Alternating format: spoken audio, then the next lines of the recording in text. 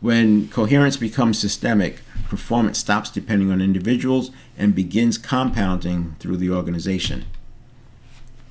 Again, I was saying that if you just want to stay status quo, you already know how to do that. This dynamic leadership is for that person who wants a higher performing organization, who wants an environment that's intrinsic for the people who work there. It's difficult to break out of this.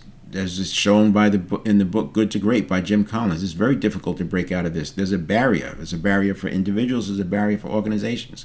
There's a lot of cognitive dissonance happens to get through here, which is why I say it's a narrow set of skills and capabilities and actions that lead to high performance. And this is what we're after. So this is also like in Good to Great. The companies were going along, and then the great companies broke out. They had an inflection point, and the criteria for Good to Great, they had to maintain that upward trajectory in their performance for 15 years.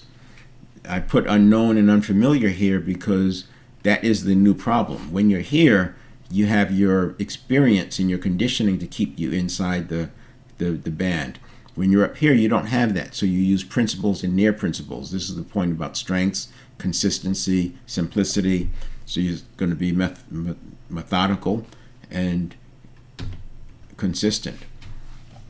And this way you're not chasing all the shiny things, the VUCA, volatility, uncertainty, complexity, ambiguity, and you're not dealing with threats because you know your system works and there's reversion to the mean. Now that mean is moving, but still you already understand how to deal with threats. You have the problem solving capabilities. You know how to deal with crisis. When something shows up, you know what to do because you've got development plans in place and you're doing these things proactively. So I go live every week, Monday, Tuesday, Fridays, typically a session like this. Wednesday I do an Ask Me Anything, mainly on LinkedIn.